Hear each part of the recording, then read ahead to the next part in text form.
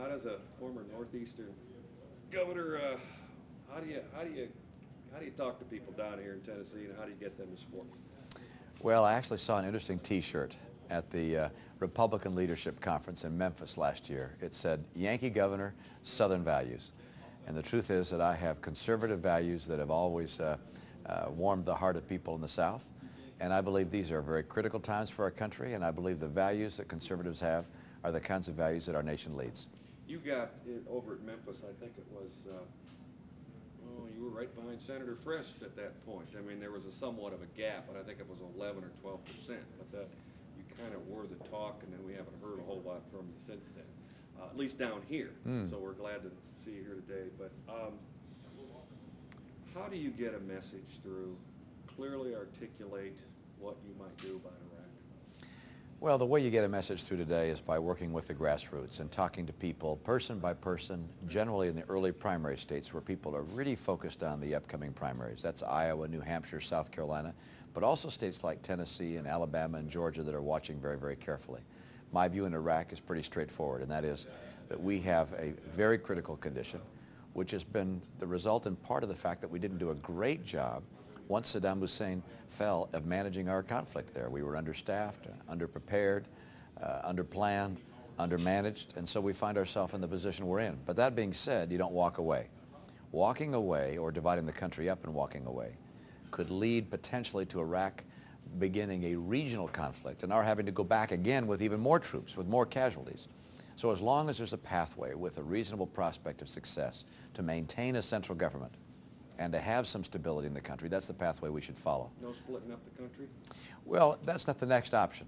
The next option is to do exactly as the President and General Petraeus have recommended, which is have a troop surge that provides additional support for the people in Baghdad, see if we can hold the government together, see if it can be strong enough to maintain security, and if it is, then we can begin pulling out our troops.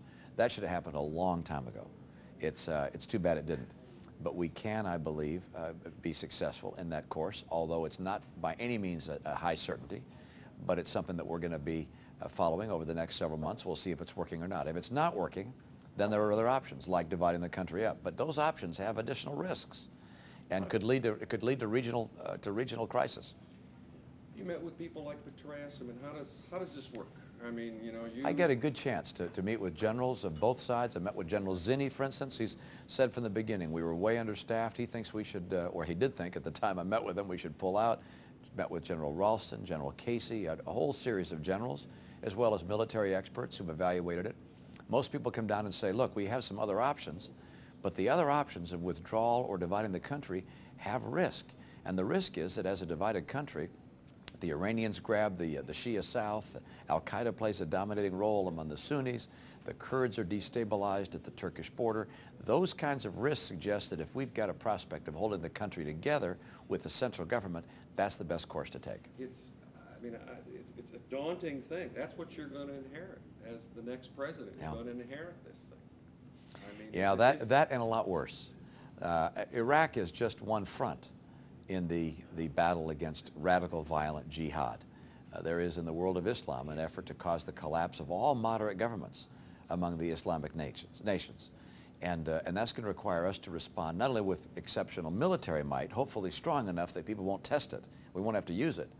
On the other hand, we'll also have to put in place something I call, well, like a Marshall Plan 2, an effort on the part of civilized nations to help move Islam towards modernity and to support the moderate Islamic people and states with better public schools, health care, agricultural and economic policies and so forth. Not money so much as with the expertise and support of the civilized nations of the world. Adam? Oh, it's my turn? Here you go. Yeah, I want to Okay. get Adam out of cyberspace here. Recently, Jimmy Duncan, congressman out of Knoxville, endorsed you. Yes. I believe. Mm-hmm. And he was one of 6 House Republicans to vote against the initial Iraq resolution. And I was just wondering, what would you say to anti-war conservatives like Jimmy Duncan to convince them that you are the least of the 3 evils? You know, I don't try and contrast and compare myself with the others so much as to describe my own views and to describe my positions, and then hope that people who agree with me will support me.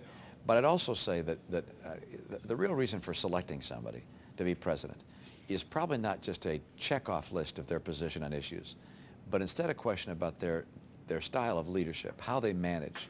Have they managed? I spent my life in the private sector managing enterprises. I ran the Olympics, managed that well. I ran a state as a governor, managed that well. Oh, not perfectly, but you can look at my record and say, this is a person who has led and managed enterprises successfully.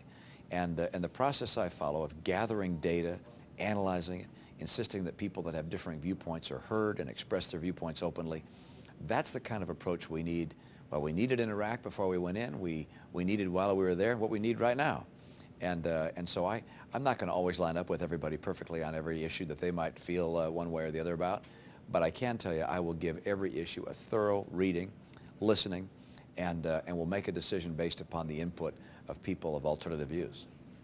On foreign policy, there's three schools of thought in the Republican Party as I see it right now. There's the neoconservatives, the realists like Colin Powell and Jimmy Duncan and Ron Paul, anti-interventionists. Where would you fall on that spectrum? Would you fall I refuse to pick one.